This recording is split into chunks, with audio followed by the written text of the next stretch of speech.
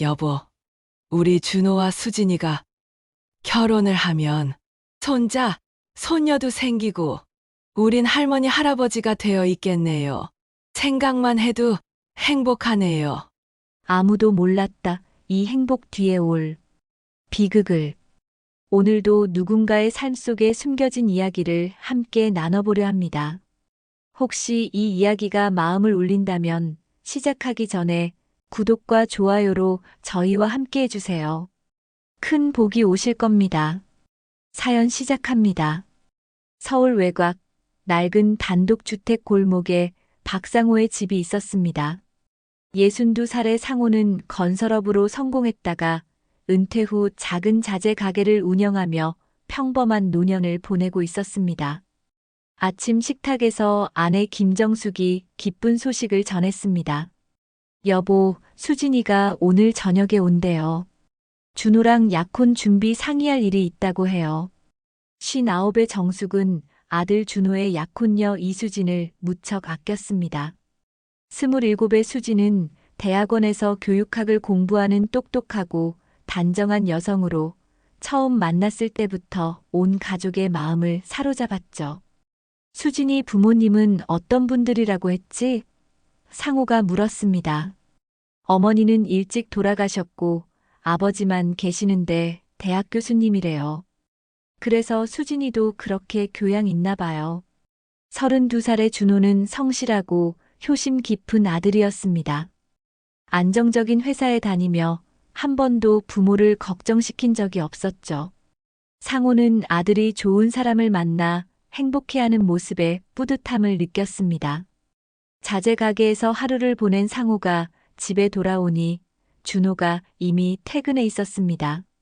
아버지, 수진이가 곧 올 거예요. 갈비찜을 정말 좋아해서 엄마가 특별히 준비하셨어요. 정숙은 며느리를 맞을 준비로 분주했습니다.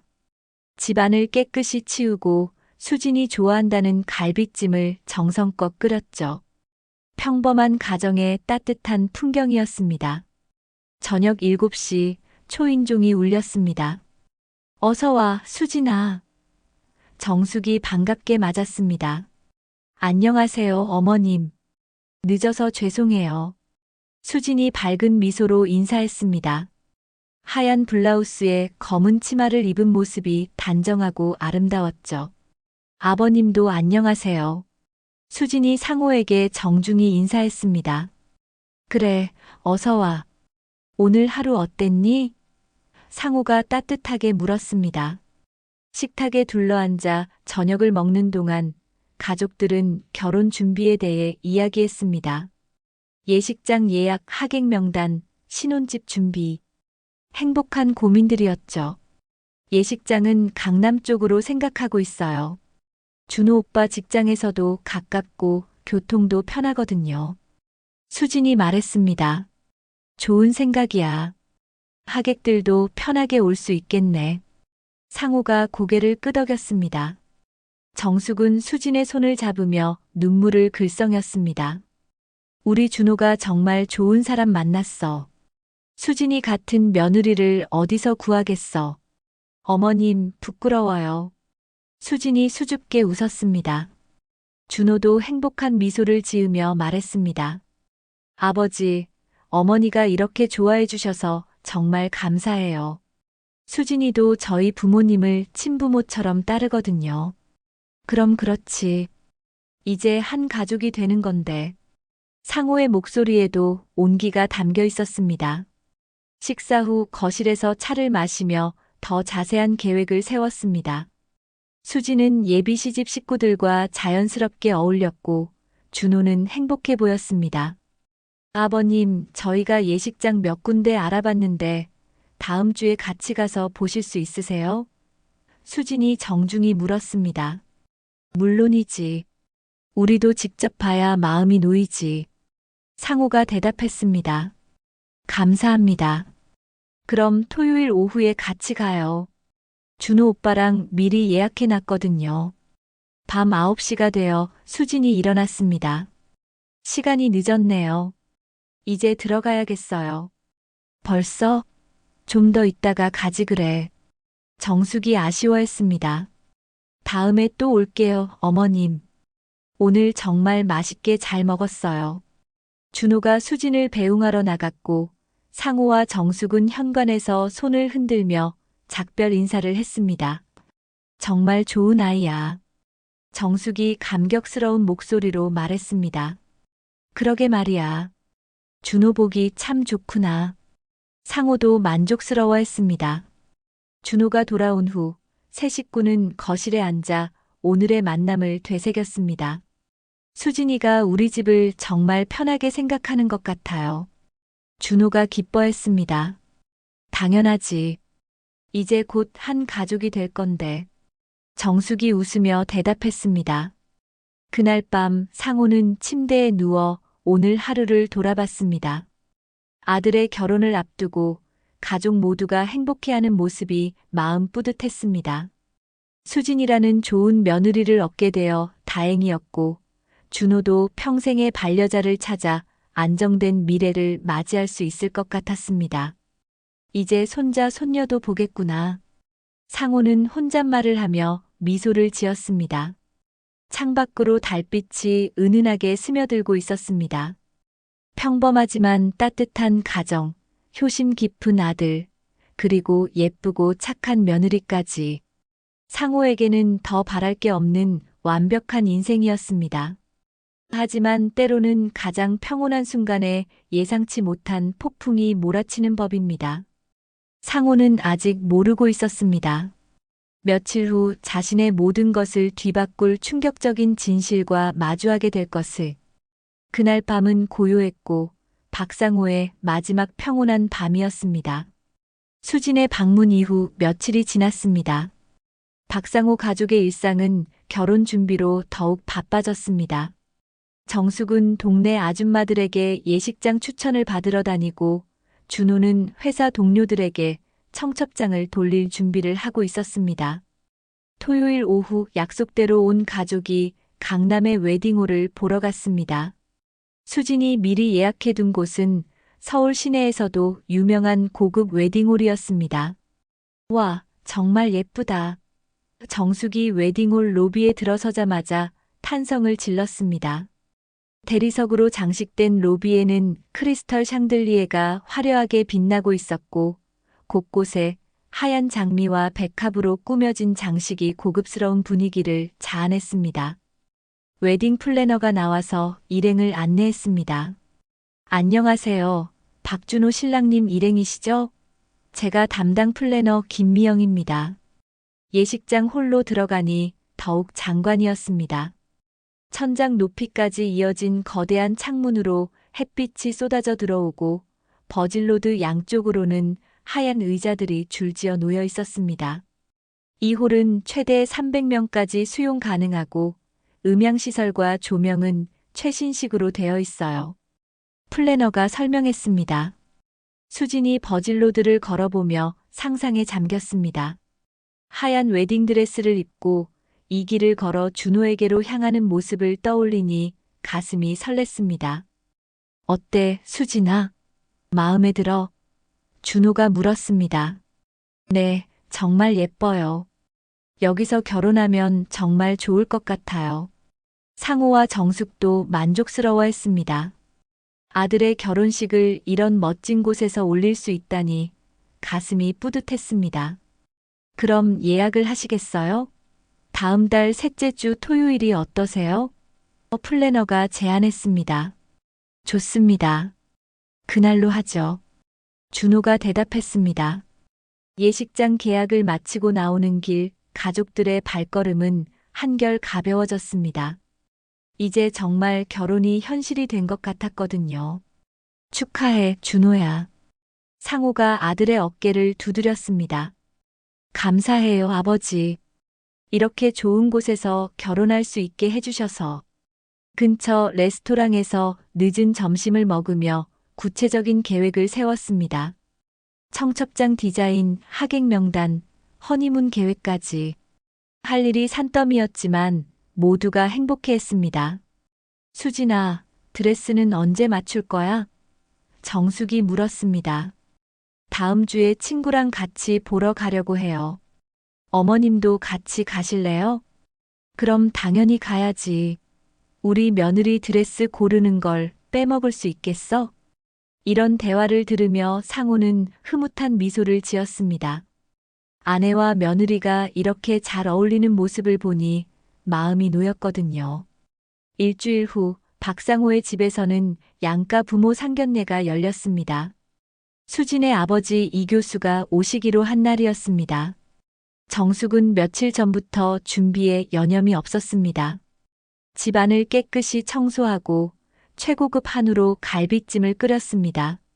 나물 반찬도 여러 가지 정성스럽게 준비했죠. 여보, 긴장되네요. 교수님이라니. 우리가 신뢰하는 건 아닐까? 정숙이 불안해했습니다. 괜찮아. 우리도 성실하게 살아온 사람들이야. 떳떳하게 맞이하자. 상호가 아내를 다독였습니다. 오후 5시 수진과 함께 이 교수가 도착했습니다. 50대 중반의 이 교수는 단정한 정장 차림에 온화한 인상을 가진 분이었습니다. 안녕하십니까? 수진이 아버지 이재민입니다. 이 교수가 정중히 인사했습니다. 어서 오십시오. 박상호입니다. 이쪽은 제 아내 김정숙이고요. 안녕하세요, 교수님. 저희 집까지 오시느라 수고하셨어요. 정숙이 깍듯이 인사했습니다. 거실에 앉아 차를 마시며 서로를 알아가는 시간을 가졌습니다. 이 교수는 생각보다 격식을 차리지 않는 편안한 분이었습니다. 준호 군이 정말 좋은 청년이네요. 수진이가 항상 칭찬을 해서 궁금했는데 직접 보니 더욱 마음에 듭니다. 이 교수가 말했습니다. 과찬이세요. 수진이 같은 좋은 아이를 만나서 저희가 더 감사하죠. 상우가 겸손하게 대답했습니다. 저녁 식사 시간이 되어 모두 식탁에 둘러앉았습니다. 정숙이 정성껏 준비한 요리들이 상을 가득 채웠습니다. 정말 잘 차려주셨네요. 이런 대접까지 받아서 죄송합니다. 이 교수가 고마워했습니다. 아니에요. 저희 아들 좋은 딸 주시는데 이 정도는 당연하죠. 정숙이 웃으며 대답했습니다. 식사하며 양 가족은 더욱 가까워졌습니다. 이 교수는 딸을 아끼는 마음을 숨기지 않았고 상호 부부는 그런 모습에 더욱 호감을 느꼈습니다. 수진이가 어려서 어머니를 여의어서 제가 아버지 노릇, 어머니 노릇 다 해야 했거든요. 그래서 이 아이가 좀 서툰 면이 있을 수도 있어요. 이 교수가 조심스럽게 말했습니다. 무슨 말씀이세요? 수진이는 정말 잘 자란 아이예요. 예의도 바르고 상냥하고. 정숙이 수진을 칭찬했습니다. 준호와 수진은 부모들이 이렇게 잘 어울리는 모습을 보며 뿌듯해했습니다. 결혼 후에도 양 가족이 화목하게 지낼 수 있을 것 같았거든요. 그럼 결혼식은 다음 달 셋째 주 토요일로 확정하시죠. 이 교수가 말했습니다. 네, 좋습니다. 그때까지 준비 잘 해보겠습니다. 상호가 대답했습니다. 식사를 마치고 이 교수가 돌아가실 시간이 되었습니다. 현관에서 작별 인사를 나누며 모두가 만족스러워했습니다. 오늘 정말 즐거웠습니다. 앞으로 자주 만나 뵙겠습니다. 이 교수가 인사했습니다. 저희도 정말 좋았어요. 교수님 같은 분이 사돈이 되어서 영광입니다. 상호가 대답했습니다. 이 교수와 수진이 떠난 후 박상호 가족은 오늘의 만남에 대해 이야기했습니다. 정말 좋은 분이시네. 수진이가 저렇게 잘 자란 이유를 알겠어. 정숙이 감탄했습니다. 교수님이라고 해서 까다로우실 줄 알았는데 오히려 더 겸손하시고 따뜻한 분이야. 상호도 만족해했습니다. 저도 수진이 아버지가 저희를 좋게 봐주셔서 정말 다행이에요. 준호가 안도의 한숨을 쉬었습니다. 그날 밤 상호는 오늘 하루를 되돌아보며 만족스러워했습니다. 양가 상견례도 성공적으로 마쳤고 이제 정말 결혼 준비만 남았습니다. 한 달 후면 아들이 결혼해서 새로운 가정을 꾸리게 될 것입니다. 이제 정말 손자볼 날도 멀지 않았구나. 상호는 혼잣말을 하며 미소를 지었습니다. 모든 것이 완벽했습니다. 하지만 상호는 아직 몰랐습니다. 며칠 후 자신에게 닥칠 충격적인 진실을. 상견례가 끝난 지 사흘이 지났습니다. 박상호는 평소와 다름없이 자재가게에서 하루를 보내고 있었습니다. 오후 2시쯤 단골 손님인 김씨 아저씨가 들어왔습니다. 상호야, 상견례는 잘 됐나? 잘 됐지. 수진이 아버지가 정말 좋은 분이야. 교수님이라고 해서 딱딱하실 줄 알았는데 오히려 더 따뜻하시더라고. 그럼. 그런데 말이야, 어제 우리 마누라가 수진이 엄마 사진을 봤다는데. 상호의 손이 잠시 멈췄습니다. 사진을? 응, 수진이가 가방에서 뭔가 찾다가 지갑이 떨어졌나 봐. 그때 사진이 보였다는 거야. 젊은 시절 어머니 사진인가 보더라고. 참 예쁘셨다면서. 상호는 별 생각 없이 듣고 있었습니다. 하지만 김 씨의 다음 말이 그의 가슴을 철렁하게 만들었습니다. 우리 마누라가 그러는데 그 사진 속 여자분이 옛날에 이 동네 살던 지은이란 여자랑 닮았다는 거야. 기억 안 나? 20년도 더 전에 잠깐 살았던. 상호의 얼굴이 순간 하얘졌습니다. 지은. 그 이름을 듣는 순간 과거의 기억이 물밀듯이 밀려왔습니다. 지은이? 누구 말이야? 상호는 애써 평정을 유지하려 했습니다. 아, 넌 그때 현장 일로 지방에 나가 있어서 모르나? 잠깐 살다가 어디론가 이사간 여자 있었어. 혼자 아이 키우면서 살았는데. 참 불쌍했지. 김 씨가 가게를 나간 후 상호는 진열대에 기댄 채 숨을 고르고 있었습니다. 지은. 25년 전 충청도 현장에서 만났던 그 여자의 이름이었습니다. 그날 저녁 집에 돌아온 상호는 평소와 달리 말이 없었습니다. 저녁 식사 중에도 계속 멍하니 있었죠. 여보, 괜찮아요? 어디 아픈 데 있어요? 정숙이 걱정스럽게 물었습니다. 아니야, 그냥 좀 피곤해서. 요즘 결혼 준비 때문에 신경 쓸 일이 많아서 그런가 봐요. 일찍 주무세요. 그날 밤 상호는 잠을 이룰 수 없었습니다. 과거의 기억들이 자꾸만 떠올랐거든요. 25년 전 27살의 박상호는 충청도 작은 도시의 건설 현장에서 일하고 있었습니다. 그곳에서 만난 지은은 21살의 아름다운 여성이었습니다. 현장 근처 작은 식당에서 일하던 지은은 상호에게 따뜻한 미소로 밥을 차려주곤 했죠. 서울에서 온 젊은 현장 관리자와 시골 처녀의 만남이었습니다. 처음엔 그저 친근한 사이였지만 점점 서로에게 끌렸습니다. 지은의 순수하고 맑은 눈빛에 상호는 마음을 빼앗겼고 지은 역시 도시 남자인 상호에게 호감을 느꼈죠. 몇 달간의 만남 후 두 사람은 사랑하는 사이가 되었습니다. 상호는 지은에게 결혼하자고 약속했고 지은은 그 약속을 믿었습니다. 하지만 현장 일이 끝나갈 무렵 상호에게 서울 본사로 돌아오라는 지시가 내려왔습니다. 더 큰 프로젝트가 기다리고 있었고 승진의 기회이기도 했죠. 지은아, 나 서울로 가야 해. 하지만 곧 다시 와서 너랑 결혼할 거야. 상호가 약속했습니다. 정말요? 저 기다릴게요. 지은이 눈물을 글썽이며 대답했습니다. 하지만 서울로 돌아온 상호는 바쁜 일상에 휩쓸렸습니다. 새로운 프로젝트, 승진 준비, 그리고 지금의 아내 정숙과의 만남이 있었죠. 정숙은 상호 친구의 소개로 만난 여성으로 가정적이고 안정적인 분이었습니다. 시간이 지나면서 상호는 지은과의 약속을 잊어갔습니다.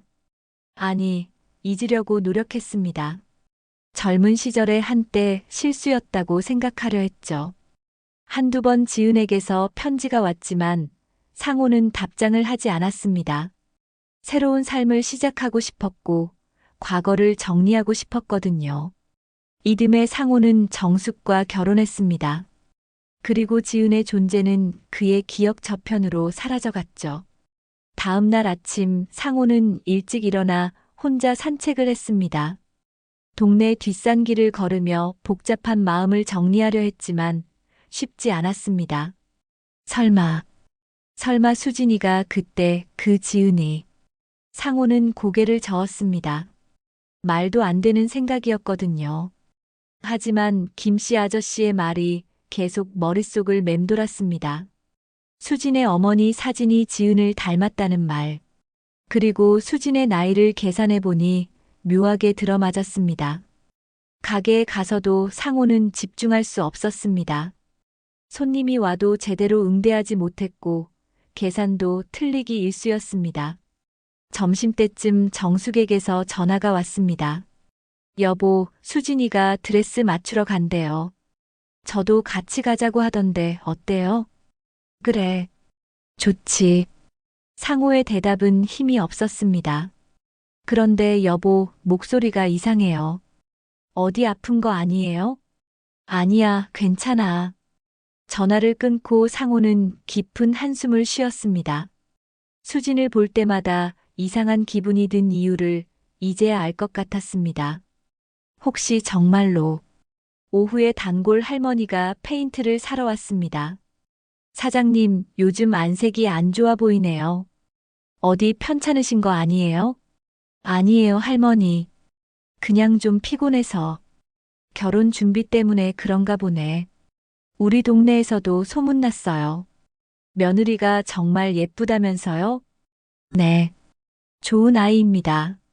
할머니가 가신 후 상호는 가게 문을 일찍 닫고 집으로 향했습니다. 하지만 집으로 가는 대신 동네 술집으로 발길을 돌렸습니다. 혼자 앉아 소주를 마시며 상호는 과거를 떠올렸습니다. 지은의 맑은 눈빛, 그 따뜻한 미소, 그리고 자신이 저지른 일들이 생생하게 기억났습니다. 내가 너무 무책임했나?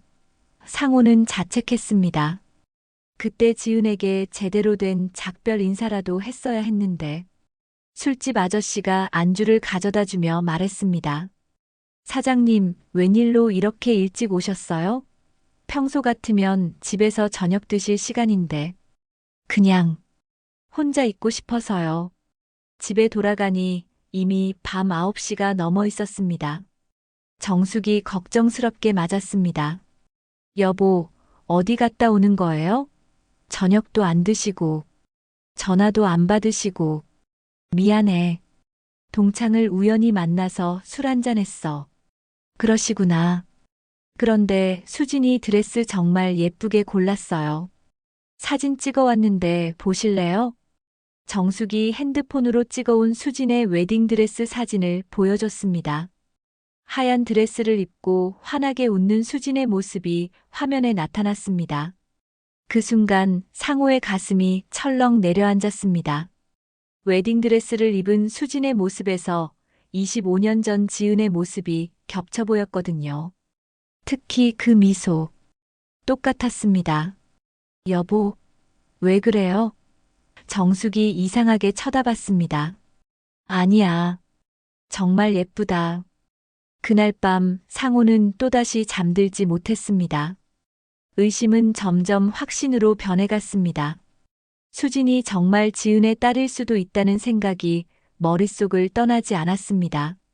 만약 그렇다면, 만약 정말 수진이 지은의 딸이라면, 그리고 혹시 자신의 딸이라면, 상호는 이불을 뒤집어 쓰고 신음했습니다.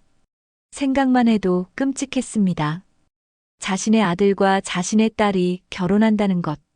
있을 수 없는 일이었습니다. 아니야, 그럴 리 없어. 그냥 우연의 일치일 거야.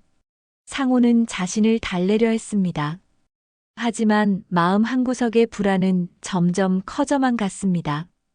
불안한 밤을 보낸 상호는 다음 날 아침 일찍 일어났습니다. 거울 속 자신의 모습은 초라했습니다. 눈가에 다크서클이 짙게 깔려 있었고 얼굴은 헬쑥해져 있었죠. 여보, 아침 드세요.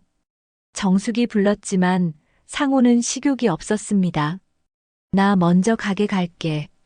아침은 나중에 먹을게. 왜 이래요? 요즘 며칠째 이상하시잖아요. 혹시 어디 아픈 데 있으면 병원에 가보세요. 괜찮아. 그냥 좀 피곤해서.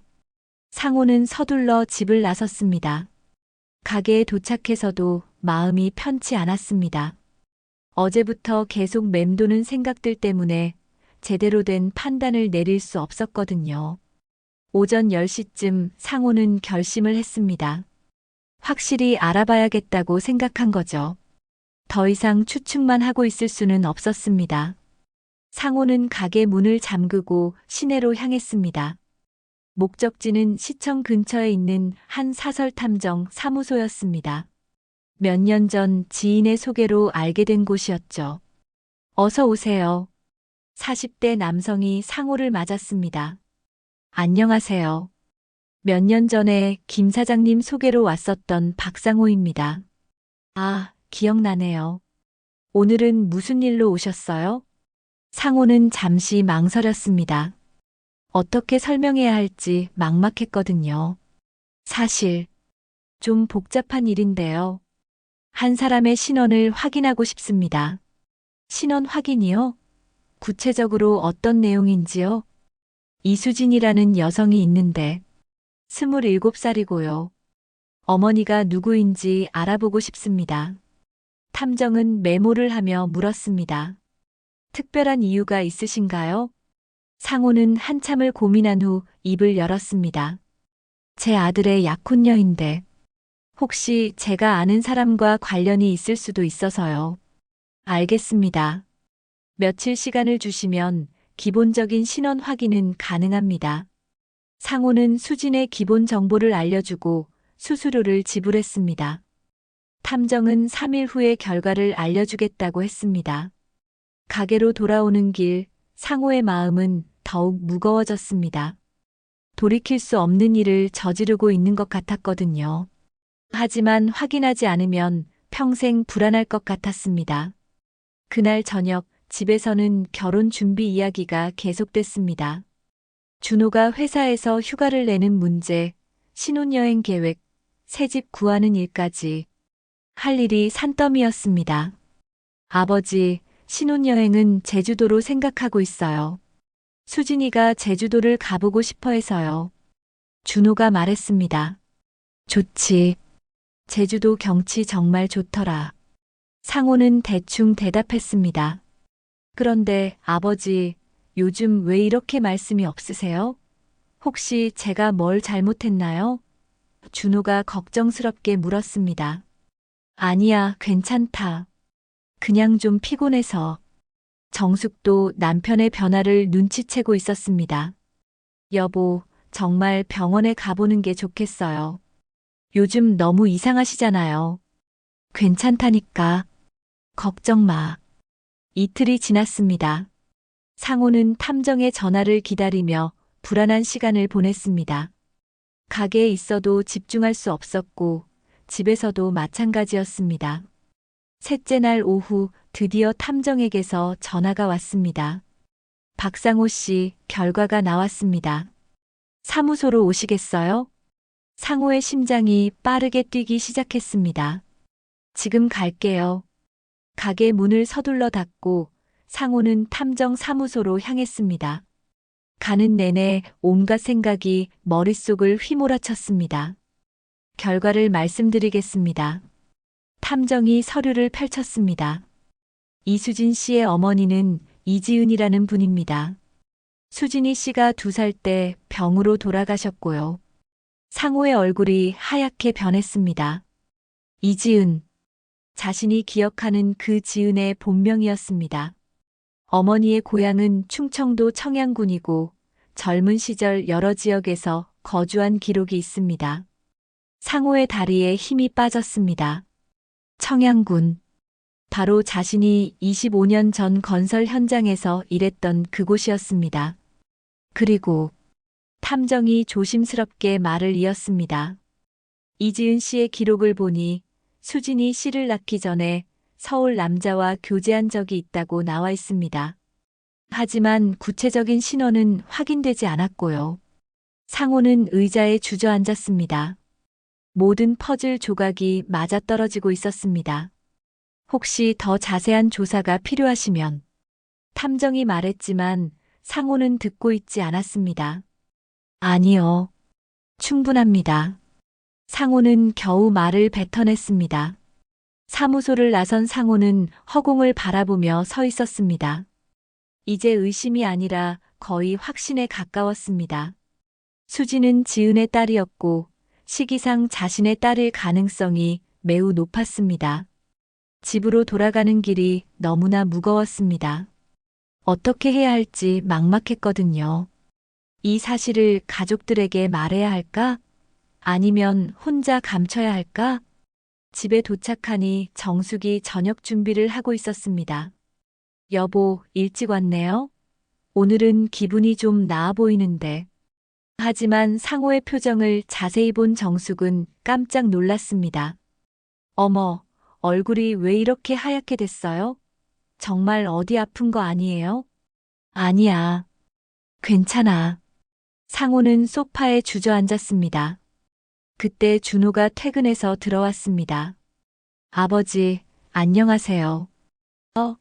얼굴이 안 좋아 보이시는데 괜찮으세요? 응, 괜찮다. 아버지, 수진이가 내일 저녁에 온다고 해요. 청첩장 최종 확인하러 올 거래요. 준호가 말했습니다. 상호는 그 말을 듣는 순간 온몸에 소름이 돋았습니다. 수진을 어떤 마음으로 봐야 할까? 며느리로 봐야 할까? 아니면 아버지, 대답이 없으시네요. 아, 그래. 좋다. 상호는 겨우 대답했습니다. 그날 밤 상호는 잠들 수 없었습니다. 침대에 누워서 천장만 바라보며 생각에 잠겼습니다. 어떻게 해야 할까? 이 끔찍한 진실을 어떻게 처리해야 할까? 만약 정말로 수진이 자신의 딸이라면 준호와의 결혼을 막아야 합니다. 하지만 어떻게 설명할까? 25년 전의 일을 어떻게 가족들에게 털어놓을까? 상호는 베개를 움켜쥐며 신음했습니다. 젊은 시절의 실수가 이렇게 돌아올 줄은 꿈에도 몰랐습니다. 새벽 3시 상호는 결심을 했습니다. 확실한 증거가 필요했습니다. DNA 검사를 해야 한다고 생각했죠. 그래야만 확실히 알 수 있을 것입니다. 다음 날 아침 상호는 일찍 일어나 인터넷을 검색했습니다. DNA 검사를 할 수 있는 곳을 찾아보고 있었거든요. 며칠 후 상호는 조용히 검사를 의뢰했습니다. 수진의 머리카락 한 올과 자신의 침을 채취해서 검사기관에 보냈죠. 결과는 일주일 후에 나온다고 했습니다. 그 일주일은 상호에게 지옥 같은 시간이었습니다. 평생 이런 불안감을 느껴본 적이 없었거든요. DNA 검사 결과를 받은 지 사흘이 지났습니다. 상호는 그 충격적인 진실을 혼자 감당하고 있었습니다. 수지는 정말로 자신의 친딸이었습니다. 25년 전 지은과의 사이에서 태어난. 하지만 결혼식은 코앞으로 다가와 있었습니다. 이미 모든 준비가 끝났고 하객들에게도 청첩장이 발송된 상태였죠. 상호는 매일 밤 술을 마시며 고민했지만 답을 찾을 수 없었습니다. 어떻게 말하지? 어떻게 이 끔찍한 진실을? 결혼식 당일 아침이 밝았습니다. 맑고 화창한 날씨였습니다. 정숙은 새벽부터 분주하게 준비를 하고 있었고 준호는 신랑복을 입고 거울 앞에 서 있었습니다. 아버지, 어떠세요? 괜찮아 보여요? 준호가 웃으며 물었습니다. 상호는 아들을 바라봤습니다. 행복에 겨운 준호의 얼굴. 몇 시간 후면 그 행복이 산산조각 날 것을 생각하니 가슴이 미어졌습니다. 그래, 멋있다. 상호는 겨우 말을 뱉어냈습니다. 예식장에 도착하자 이미 많은 하객들이 와 있었습니다. 친지들, 직장 동료들, 동네 이웃들까지 모두가 축하의 미소를 지으며 상호 가족을 반갔습니다. 축하합니다. 정말 좋은 날이네요. 며느리가 예쁘다던데 어디 있어요? 사람들의 축하 인사가 상호에게는 고문처럼 들렸습니다. 웃어야 하는데 웃을 수가 없었고 고개를 끄덕여야 하는데 목이 굳어져 있었죠. 신부 대기실에서는 수진이 웨딩드레스를 입고 마지막 준비를 하고 있었습니다. 하얀 드레스를 입은 수진은 정말 천사 같았습니다. 수진아, 정말 예쁘다. 정숙이 감탄했습니다. 어머님 덕분이에요. 수진이 부끄러워하며 웃었습니다. 메이크업 아티스트가 마지막 손질을 하는 동안 수진은 거울 속 자신을 바라봤습니다. 드디어 준호와 결혼하는 날이었습니다. 어려서 어머니를 여의고 아버지 손에서 자란 수진에게는 꿈 같은 하루였죠. 한편 상호는 예식장 복도를 서성이고 있었습니다. 시간이 갈수록 불안감은 커져만 갔습니다. 이대로 두면 안 돼. 막아야 해. 상호의 손이 주머니 속 DNA 검사 결과서를 만졌습니다. 오후 2시 드디어 결혼식이 시작됐습니다. 웅장한 결혼 행진곡이 울려 퍼지고 하객들이 모두 일어섰습니다. 수진이 베일을 쓰고 버질로드를 걸어 나왔습니다. 수진의 아버지 이 교수가 딸의 팔을 잡고 함께 걸었죠. 300여 명의 하객들이 박수를 치며 신부를 맞이했습니다. 준호는 제단 앞에서 환한 미소로 수진을 기다리고 있었습니다. 평생을 함께할 사람을 맞이하는 순간이었죠. 상호는 맨 앞자리에서 이 모든 광경을 지켜보고 있었습니다. 가슴이 터질 것 같았습니다.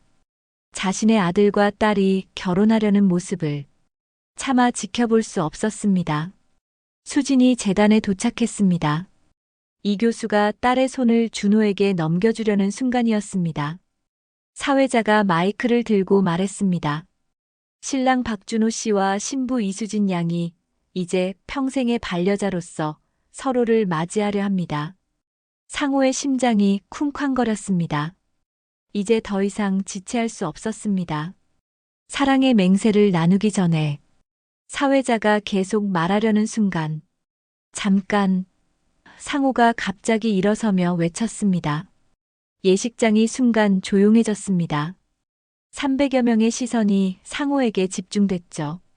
아버지, 준호가 당황하며 상호를 바라봤습니다. 여보, 왜 그래요? 정숙도 깜짝 놀라며 남편을 바라봤습니다. 상호는 떨리는 다리로 제단 앞으로 나섰습니다. 주머니에서 DNA 검사 결과서를 꺼내 들었습니다. 이 결혼 절대 안 됩니다. 상호의 목소리가 예식장 전체에 울려 퍼졌습니다. 하객들 사이에서 웅성거리는 소리가 들렸습니다. 수지는 창백한 얼굴로 상호를 바라봤고 준호는 무슨 일인지 이해할 수 없다는 표정이었습니다. 아버지, 갑자기 왜 이러세요? 준호가 다급하게 물었습니다. 상호는 눈을 감았습니다. 이제 돌이킬 수 없습니다. 진실을 말해야 했습니다. 수진이는 상호의 목소리가 떨렸습니다. 수진이는 내 딸입니다. 예식장이 순간 얼어붙었습니다. 하객들의 입에서 탄성이 터져 나왔습니다. 뭐라고요? 준호가 믿을 수 없다는 듯 물었습니다. 수진이 어머니 이지은. 25년 전 내가 사랑했던 여자였습니다. 상호가 고백했습니다. 수진이 베일을 벗으며 눈물을 흘렸습니다. 그게 무슨 말씀이세요? 이 교수가 상호에게 다가왔습니다. 박 사장님, 지금 무슨 말씀을 하시는 겁니까? 상호는 DNA 검사 결과서를 들어보였습니다. 여기 증거가 있습니다. 수진이는 제 친딸입니다. 준호와는 남매입니다. 예식장이 아수라장이 됐습니다. 하객들이 술렁이며 일어섰고 여기저기서 비명과 탄성이 터져 나왔습니다. 준호는 무릎을 꿇으며 바닥에 주저앉았습니다. 말도 안 돼. 말도 안 돼요. 준호야. 정숙이 아들을 부축하려 했지만 준호는 정신을 잃은 듯 멍하니 있었습니다. 수지는 부케를 땅에 떨어뜨리며 흐느꼈습니다. 저는 몰랐어요. 저도 몰랐다고요. 수진아. 이 교수가 딸을 끌어안았습니다. 정숙이 남편에게 다가가며 소리쳤습니다. 당신이 어떻게 이런 짓을 할 수가 있어요? 상호는 모든 시선을 받으며 서 있었습니다. 온몸이 떨렸지만 후회하지 않았습니다. 늦었지만 진실을 말한 것입니다. 미안합니다. 모두에게 미안합니다. 상호가 고개를 숙였습니다. 하객들이 하나둘 예식장을 빠져나가기 시작했습니다. 웅성거리며 수군대는 목소리들이 예식장을 가득 메웠습니다. 화려한 샹들리에 아래에서 벌어진 충격적인 고백. 아름다워야 할 결혼식이 악몽으로 변한 순간이었습니다. 준호는 여전히 바닥에 주저앉아 있었고 수지는 이 교수의 품에서 울고 있었습니다. 정숙은 남편을 원망하는 눈빛으로 바라보고 있었죠. 상호 혼자만 제단 앞에 서서 모든 것이 무너져 내리는 것을 지켜보고 있었습니다. 25년 전의 실수가 오늘 이런 참극을 만들어낸 것입니다. 결혼식은 시작도 제대로 하지 못한 채 끝났습니다. 꽃잎이 흩어진 버질로드, 텅 빈 의자들, 그리고 남겨진 상처들. 이날의 충격은 두 가족 모두에게 씻을 수 없는 상처를 남겼습니다. 예식장의 참극 이후 사흘이 지났습니다. 박상호의 집은 죽은 듯 조용했습니다. 아무도 말을 하지 않았고 식사 시간에도 침묵만이 흘렸습니다. 준호는 회사에 병가를 내고 자신의 방에 틀어박혀 있었습니다. 결혼식 이후 거의 먹지도 마시지도 않았죠. 정숙이 문 앞에 음식을 가져다 놔도 손을 대지 않았습니다. 준호야, 문 좀 열어라. 엄마가 걱정된다. 정숙이 방문을 두드렸지만 대답은 없었습니다. 거실에서는 상호가 혼자 소파에 앉아 있었습니다. 3일 동안 제대로 잠을 자지 못했던 상호의 얼굴은 푸석푸석했습니다. 정숙이 거실로 와서 남편을 바라봤습니다. 그 눈빛에는 분노와 실망이 가득했습니다. 당신 때문에 우리 가족이 이렇게 됐어요. 정숙의 목소리는 차갑기 그지없었습니다. 미안해. 상호가 고개를 숙였습니다. 미안하다고요? 25년을 속이고 살면서 지금 와서 미안하다고? 정숙의 목소리가 높아졌습니다. 내가 잘못했어. 그 여자와 언제부터였어요? 우리 결혼하기 전부터였나요? 정숙이 떨리는 목소리로 물었습니다. 상호는 답하지 못했습니다. 모든 말이 변명으로 들릴 것 같았거든요. 대답해요. 언제부터 그 여자와? 정숙이 소리쳤습니다. 결혼하기 1년 전이야. 현장 일할 때. 상호가 겨우 입을 열었습니다. 정숙은 그 말을 듣고 주저앉았습니다. 그럼 나랑 만나면서도 그 여자와. 아니야. 지은이와는 이미 끝났어. 서울 올 때 정리했다고. 정리했다고요? 아이를 베개 해놓고 정리했다고요? 정숙이 울분을 터뜨렸습니다. 나도 몰랐어. 지은이가 임신한 줄. 상호의 목소리도 떨렸습니다. 그때 준호의 방문이 열렸습니다. 3일 만에 나온 준호의 모습은 처참했습니다. 수염은 덥수룩하고 눈은 충혈되어 있었죠. 아버지. 준호가 힘없는 목소리로 말했습니다. 준호야. 상호가 아들을 바라봤습니다. 왜 이제서야 말씀하신 거예요? 준호의 목소리에는 원망이 가득했습니다. 미안하다, 준호야. 아버지가 잘못했다. 미안하다고요? 제 인생을 망쳐놓고 미안하다고요? 준호가 소리쳤습니다. 수진이를 사랑했는데. 그런데 동생이라니. 준호는 벽에 주먹을 내리쳤습니다. 피가 나도 상관없다는 듯 계속 때렸죠. 준호야, 그만해. 정숙이 아들을 말렸습니다. 엄마, 전 어떻게 살아요? 어떻게 살라고 하는 거예요? 준호가 눈물을 흘리며 물었습니다. 상호는 아들을 보며 가슴이 미어졌습니다. 자신의 실수 때문에 아들이 이렇게 고통받는 모습을 보니 차라리 죽고 싶었습니다. 모든 게 내 잘못이다. 너희들 원망해도 할 말 없다. 상호가 무릎을 꿇었습니다. 그때 집 앞에서 차 소리가 들렸습니다. 창문으로 보니 이 교수의 차였습니다. 조수석에는 수진이 앉아 있었죠. 현관문이 열리고 이 교수가 들어왔습니다. 뒤따라 수진도 들어왔는데 그 모습은 초라했습니다. 눈이 퉁퉁 부어 있었고 얼굴은 창백했죠. 안녕하세요. 이 교수가 조심스럽게 인사했습니다. 거실의 분위기는 무거웠습니다. 모두가 서로를 바라보며 어색해했죠. 수진아. 정숙이 먼저 입을 열었습니다. 괜찮니? 네. 괜찮아요. 수진이 작은 목소리로 대답했습니다. 준호가 수진을 보는 순간 또다시 눈물이 났습니다. 사랑하는 사람에서 동생으로 이 충격적인 변화를 받아들이기가 쉽지 않았거든요. 수진아, 미안해. 준호가 떨리는 목소리로 말했습니다. 아니에요, 오빠. 저도 몰랐어요. 수진도 눈물을 흘렸습니다.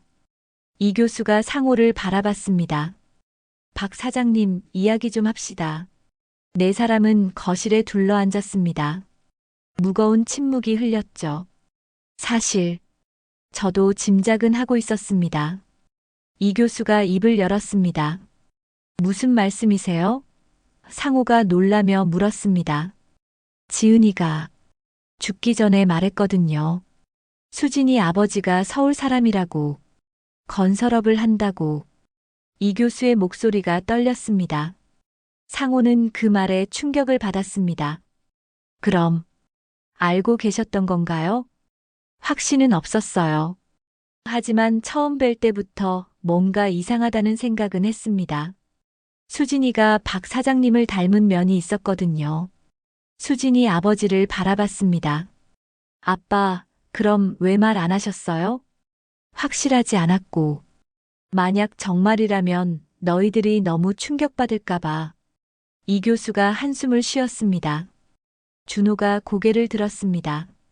그럼, 우리 모두 어떻게 해야 해요? 아무도 대답하지 못했습니다. 이런 상황에 대한 답은 없었거든요. 수진이 먼저 입을 열었습니다. 저, 멀리 가려고 해요. 수진아. 준호가 깜짝 놀라며 외쳤습니다. 여기 있으면 모두에게 상처가 될 거예요. 저도 힘들고.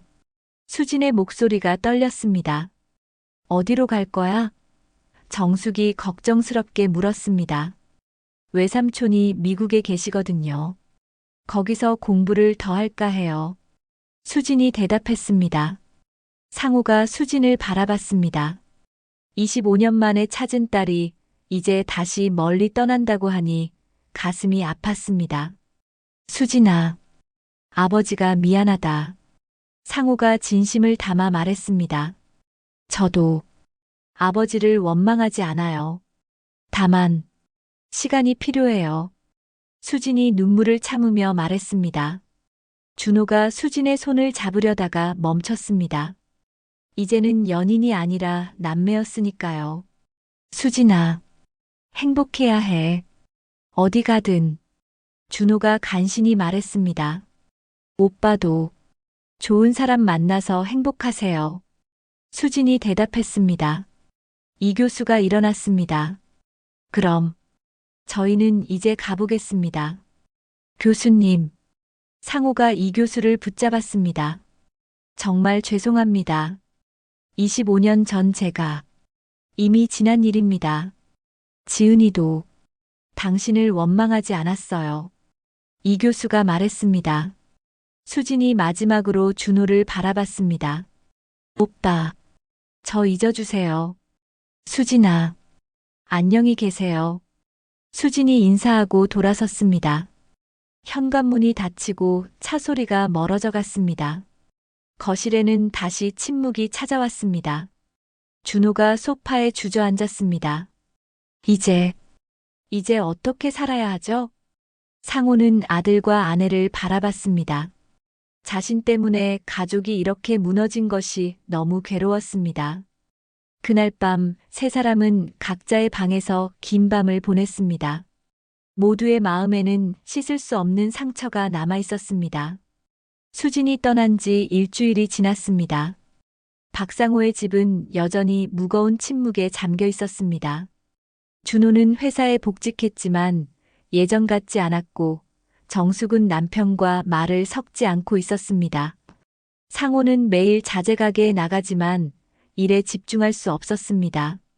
단골 손님들도 결혼식 소동에 대해 알고 있어서 어색한 눈빛으로 바라봤죠. 사장님, 괜찮으세요? 김씨 아저씨가 조심스럽게 물었습니다. 네, 괜찮습니다. 상호는 고개를 숙이며 대답했습니다. 참, 안 됐네요. 그런 일이 있을 줄이야. 김씨는 더 이상 묻지 않았습니다. 그날 오후 상호에게 예상치 못한 전화가 왔습니다. 이 교수였습니다. 박 사장님, 시간 되시면 만날 수 있을까요? 네, 언제든지. 지금 괜찮으시면 동네 커피숍으로 나오시겠어요? 상호는 가게를 서둘러 정리하고 약속 장소로 향했습니다. 커피숍에 도착하니 이 교수가 이미 와 있었습니다. 그의 표정은 침울해 보였죠.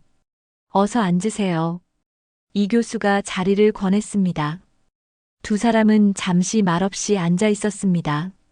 서로 무슨 말을 해야 할지 몰랐거든요. 수진이는 어떻게 지내나요? 상호가 먼저 입을 열었습니다. 힘들어하고 있어요. 미국 가는 준비를 하고 있지만 이 교수의 목소리는 쓸쓸했습니다. 제가 정말 죄송합니다. 상호가 고개를 숙였습니다. 박 사장님, 이 교수가 상호를 바라봤습니다. 지은이 이야기를 해드릴까 합니다. 상호의 심장이 빨라졌습니다. 25년 만에 듣는 지은의 이야기였거든요. 지은이는 당신을 끝까지 사랑했어요. 이 교수가 천천히 말했습니다. 상호는 그 말에 충격을 받았습니다. 무슨, 당신이 서울로 떠난 후에도 계속 기다렸어요. 임신한 줄 알고도 혼자 감당했고, 이 교수의 목소리가 떨렸습니다. 왜 말 안 했을까요? 상호가 간신히 물었습니다. 당신을 붙잡고 싶지 않았대요. 서울에서 성공하기를 바랐다고. 이 교수가 한숨을 쉬었습니다. 상호는 가슴이 미어지는 것을 느꼈습니다. 지은이 그렇게 자신을 생각하고 있었다니. 수진이를 낳고도 당신 이야기를 자주 했어요. 수진이가 당신을 닮았다고. 언젠가 만날 수 있을 거라고. 이 교수가 계속 말했습니다. 그런데 왜? 상호가 목이 메어 말을 잇지 못했습니다. 지은이가 병으로 쓰러졌을 때예요. 마지막까지 수진이 걱정만 했어요. 아이가 아버지 없이 자랄 걸 생각하면서. 이 교수의 눈가에 눈물이 맺혔습니다. 제가 너무 무책임했습니다. 상호가 고백했습니다. 그래서 제가 수진이를 맡아 키웠어요. 지은이가 마지막에 부탁했거든요. 수진이를 잘 키워달라고. 두 사람은 한동안 말없이 앉아 있었습니다. 과거의 아픈 기억들이 떠올랐거든요. 수진이는 정말 착한 아이예요. 이 교수가 말했습니다. 당신을 원망하지도 않아요. 저는 어떻게 해야 할까요? 상호가 물었습니다. 시간을 주세요. 수진이에게도 준호군에게도. 이 교수가 조언했습니다. 이 교수와 헤어진 후 상호는 혼자 동네를 걸었습니다. 지은이 자신을 끝까지 사랑했다는 말이 계속 머릿속을 맴돌았거든요. 집에 돌아오니 준호가 거실에 앉아 있었습니다. 회사에서 일찍 온 모양이었죠. 아버지, 준호가 상호를 보며 말했습니다. 준호야, 상호도 아들을 바라봤습니다. 오늘 수진이에게서 문자가 왔어요. 준호가 핸드폰을 보여줬습니다. 문자에는 이렇게 적혀 있었습니다. 오빠, 다음 주에 미국으로 떠나요. 모두 건강하세요. 행복하세요. 준호의 눈가에 눈물이 맺혔습니다. 정말 이렇게 끝나는 건가요? 상호는 아들 옆에 앉았습니다. 준호야, 아버지가 정말 미안하다. 아버지, 준호가 상호를 바라봤습니다. 전 아버지를 미워하려고 해도 미워할 수가 없어요. 준호야, 아버지도 젊은 시절에 실수할 수 있죠. 하지만 왜 이렇게 늦게 알게 됐을까요? 준호의 목소리에는 원망보다 슬픔이 담겨 있었습니다. 내가 너무 겁쟁이였어. 25년 동안 숨기고만 살았으니까. 상호가 솔직히 털어놨습니다. 수진이를 정말 사랑했는데. 준호가 흐느끼기 시작했습니다. 상호는 아들을 끌어안았습니다. 32년 만에 아들과 이렇게 속마음을 나눈 것 같았습니다. 준호야, 너는 다시 행복해질 수 있어. 분명히. 상호가 아들을 다독였습니다. 정말 그럴 수 있을까요? 준호가 물었습니다. 그래야 해. 아버지의 잘못 때문에 내 인생까지 망칠 수는 없어. 상호가 단호하게 말했습니다. 그때 정숙이 부엌에서 나왔습니다. 며칠 동안 남편과 말을 섞지 않던 정숙이었죠. 준호야, 저녁 먹자. 정숙이 아들에게만 말했습니다. 엄마, 아버지도 같이 드세요. 준호가 말했습니다. 정숙은 잠시 망설이다가 고개를 끄덕였습니다. 일주일 만에 세 식구가 함께하는 식사였죠. 식사 중에는 별다른 대화가 없었습니다. 하지만 예전과는 달리 서로를 의식하며 조심스럽게 행동했습니다. 수진이 다음 주에 미국으로 간다고 하네요. 상호가 조심스럽게 말했습니다. 정숙이 젓가락을 놓았습니다. 그 아이, 참 안 됐어요. 내 잘못이야. 상호가 고개를 숙였습니다. 이제 와서 그런 말 해봐야 뭐해요. 정숙의 목소리는 여전히 차갑기만 합니다. 하지만 예전처럼 소리를 지르지는 않았습니다. 분노보다는 체념에 가까운 감정이었죠. 여보, 상호가 아내를 불렀습니다. 뭐예요? 정숙이 시큰둥하게 대답했습니다. 나 수진이를 한번 보고 싶어. 상호가 조심스럽게 말했습니다. 정숙과 준호가 상호를 바라봤습니다. 아버지로서 마지막으로 한 번만. 상호가 간청했습니다. 준호가 먼저 입을 열었습니다. 저도 마지막으로 수진이를 보고 싶어요. 정숙은 한참을 생각하더니 고개를 끄덕였습니다. 그래요. 그 아이도 우리 가족이었으니까.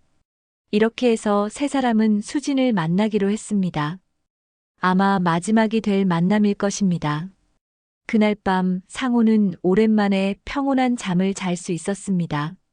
가족들과 마음을 조금이나마 나눌 수 있어서였을 것입니다. 하지만 여전히 마음 한구석에는 죄책감이 남아 있었습니다.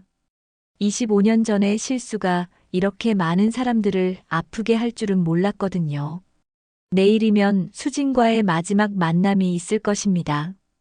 과연 어떤 이야기들이 오갈까요? 수진과의 마지막 만남 날이 밝았습니다. 박상호는 새벽부터 잠이 오지 않아 마당에 나와 있었습니다. 한 달 전만 해도 아들의 결혼을 앞두고 행복했던 이 집이 이제는 쓸쓸하기만 했습니다. 오후 2시 약속 장소인 한강공원에서 5사람이 만났습니다.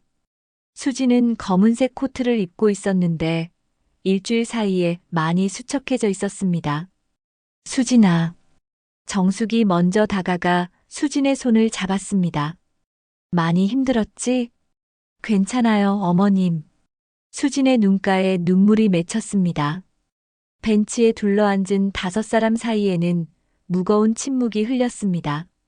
한강이 잔잔히 흐르고 있었고 늦가을 바람이 쓸쓸히 불어왔습니다. 수진아. 상호가 먼저 입을 열었습니다. 아버지가 정말 미안하다.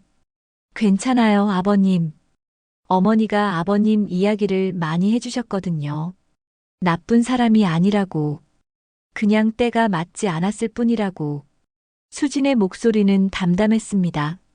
상호는 그 말을 듣고 가슴이 미어졌습니다. 지은이 죽는 순간까지도 자신을 감싸준 것입니다. 수진아, 너를 버린 게 아니야. 정말 몰랐어. 상호가 떨리는 목소리로 말했습니다. 알아요, 아버님. 준호가 수진을 바라봤습니다. 수진아, 정말 미국에 가는 거야? 네, 오빠.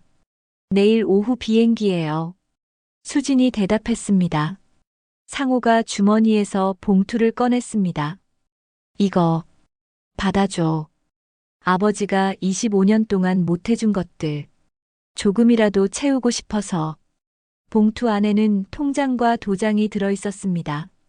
아버님, 이런 건 수진이 사양하려 했습니다. 받아라. 미국에서 공부하는데 필요할 거야. 상호가 단호하게 말했습니다. 준호가 조심스럽게 말했습니다. 수진아, 내가 너무 미안해. 오빠, 저도 몰랐는걸요. 우리 둘 다 피해자예요. 수진이 준호를 위로했습니다. 정숙이 수진의 손을 잡았습니다.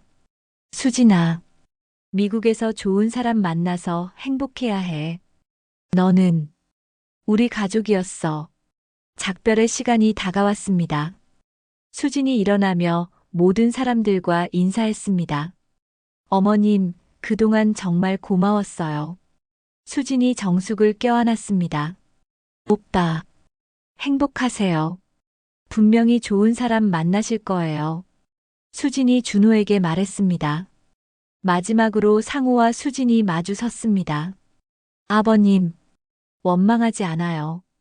대신 앞으로는 어머님과 오빠를 잘 챙겨주세요.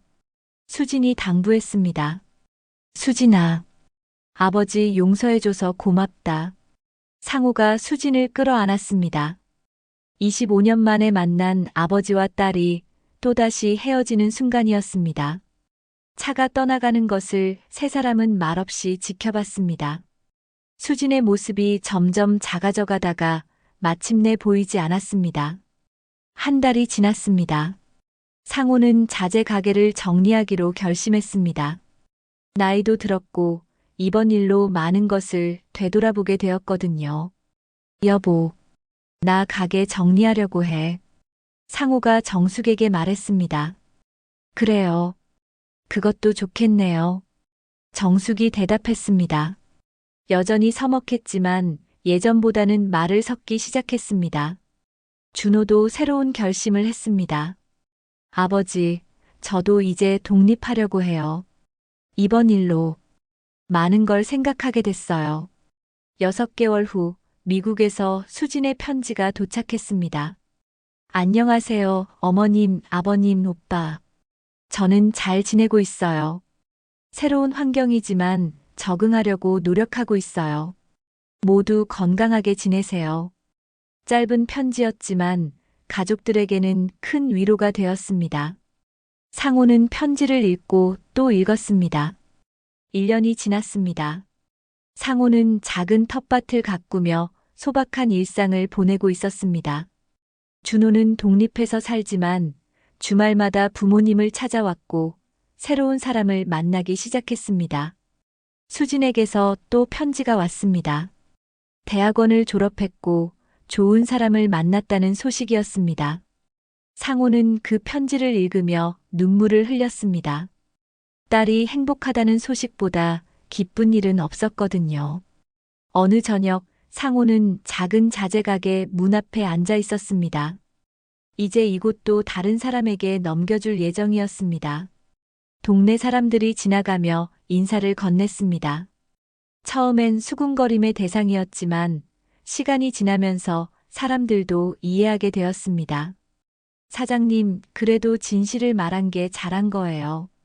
김씨 아저씨가 말했습니다. 그런가요? 상호가 물었습니다. 거짓으로 살 뻔했잖아요. 그랬으면 더 큰 죄였을 거예요. 상호는 그 말에 조금이나마 위로를 받았습니다. 해가 지고 있었습니다. 상호는 마지막 담배를 피우며 하늘을 바라봤습니다. 모든 걸 잃었지만 거짓을 끝냈다. 상호는 혼잣말을 했습니다. 25년간 숨겨왔던 비밀을 털어놓은 후 상호의 마음은 조금씩 가벼워지고 있었습니다.